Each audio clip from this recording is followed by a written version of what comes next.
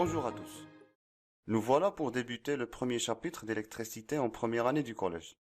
En l'occurrence, le chapitre sur le circuit électrique. Dans ce chapitre, nous allons apprendre d'abord à reconnaître les différents éléments d'un circuit électrique et connaître la fonction de chaque élément, c'est-à-dire à quoi il sert. Ensuite, nous apprendrons à réaliser un montage électrique simple, qui servira par exemple à allumer une lampe ou faire fonctionner un petit moteur électrique. Et enfin, comment schématiser ce montage?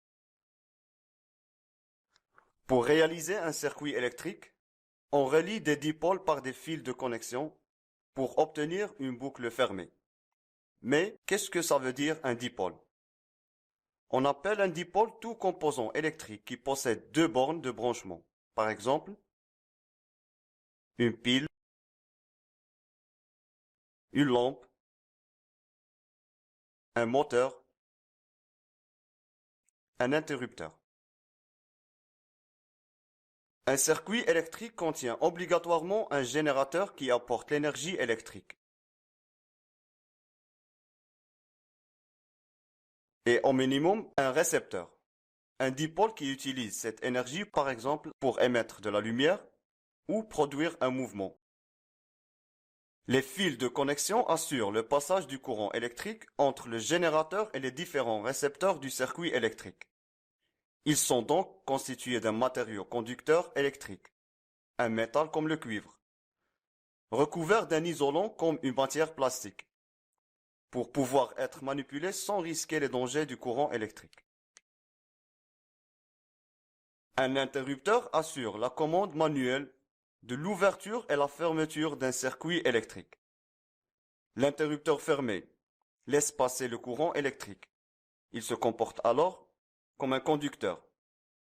L'interrupteur ouvert ne laisse pas passer le courant électrique.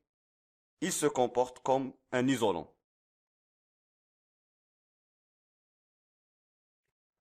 Pour schématiser un circuit, chaque dipôle doit être représenté par son symbole normalisé. Le générateur, au sens général, est associé à ce symbole. La pile qui est un générateur particulier a son propre symbole. Voici celui de la lampe.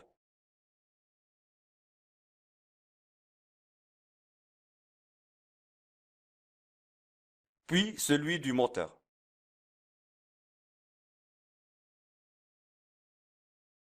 L'interrupteur fonctionne en deux positions, alors il possède deux symboles.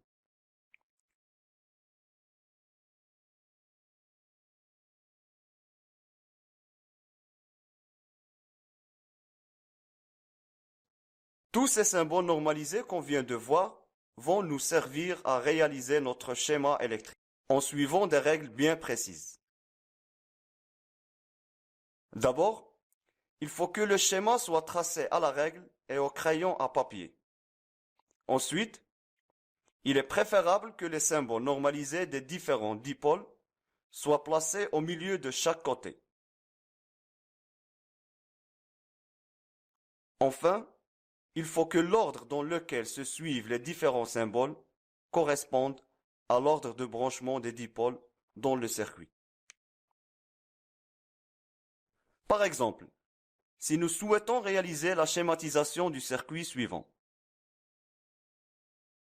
préalablement, on trace à la règle et au crayon un rectangle qui représente la forme générale du circuit.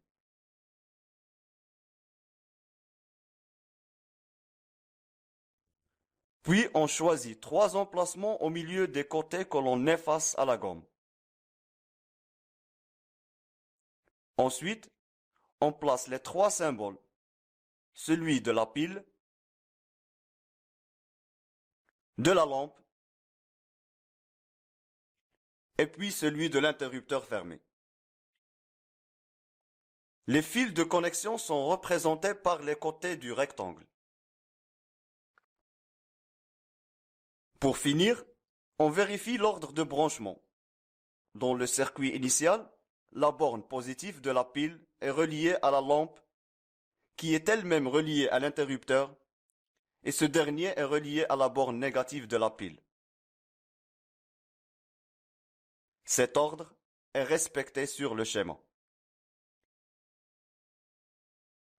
Pour conclure, un circuit électrique simple est une boucle fermée qui contient un générateur, un interrupteur et des récepteurs reliés par des fils de connexion. Le générateur fournit le courant électrique. Il est donc indispensable dans un circuit. Lorsque l'interrupteur est ouvert, le circuit électrique est dit ouvert. Le courant électrique ne circule pas. Lorsque l'interrupteur est fermé, le circuit électrique est dit fermé. Le courant électrique circule. Voilà, cette vidéo est terminée. J'espère qu'elle vous a aidé. Je vous dis à très bientôt pour le prochain chapitre. Salut!